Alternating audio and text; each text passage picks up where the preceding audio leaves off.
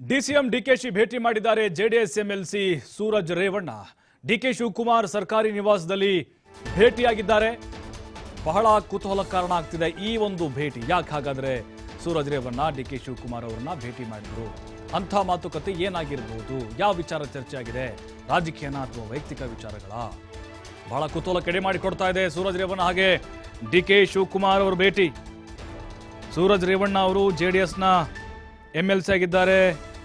ರೇವಣ್ಣ ಅವ್ರ ಪುತ್ರ ಕೂಡ ಹೌದು. ಏನು ನಡೀತಾ ಇರ್ಬೋದು ಇಲ್ಲಿ? ಇಲ್ಲ, ಒಬ್ಬ ಶಾಸಕರು ಅಂತ ಹೇಳಿದ್ರೆ ಅದು ಅನ್ಕೊಳ್ಳೋಣ. ಶಾಸಕರು ಅಂತ ಅನ್ಕೊಂಡಿದ್ರೆ ಏನೋ ಒಂದು ಅನುದಾನದ ವಿಚಾರ ಅಥವಾ ಕ್ಷೇತ್ರದ ಬಗ್ಗೆ ಚರ್ಚೆ ವಿಚಾರ ಆಗಿರ್ಬೋದು. ಆದರೆ ಇಲ್ಲಿ ಔಪಚಾರಿಕವಾಗಿ ಭೇಟಿಯನ್ನ ಮಾಡಿದ್ದಾರಂತೆ ಸೂರಜ್ ರೇವಣ್ಣ.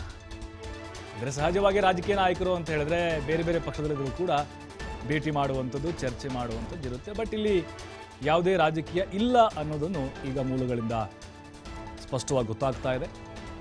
ಯಾಕೆಂದರೆ ಪಕ್ಷಗಳು ಬೇರೆ ಬೇರೆ ಇರಬಹುದು, ಸೈದ್ಧಾಂತಿಕ ಹೋರಾಟಗಳು ಏನೇ ಇರಬಹುದು, ಆದರೆ ದೇವೇಗೌಡರ ಕುಟುಂಬ ಮತ್ತು ಡಿ ಕೆ ಶಿವಕುಮಾರ್ ಉತ್ತಮವಾದಂಥ ಒಡನಾಟವನ್ನು ಹೊಂದಿರುವಂಥ ಫ್ಯಾಮಿಲಿಗಳು. ಅದರ ಜೊತೆಗೆ ರೇವಣ್ಣ ಅವರೊಟ್ಟಿಗೂ ಕೂಡ ಡಿ ಕೆ ಶಿವಕುಮಾರ್ ಉತ್ತಮವಾದಂತಹ ಸಂಬಂಧ ಹೊಂದಿದ್ದಾರೆ. ಸೂರಜ್ ರೇವಣ್ಣ ಅವರು ಅವರ ನಿವಾಸದಲ್ಲಿ ಭೇಟಿಯಾಗಿ ಚರ್ಚೆಯನ್ನು ಮಾಡಿದ್ದಾರೆ. ಇದೊಂದು ಔಪಚಾರಿಕವಾದಂಥ ಭೇಟಿ ಅನ್ನೋದನ್ನು ಈಗ ಸ್ಪಷ್ಟವಾಗಿ ಗೊತ್ತಾಗ್ತಾ ಇದೆ.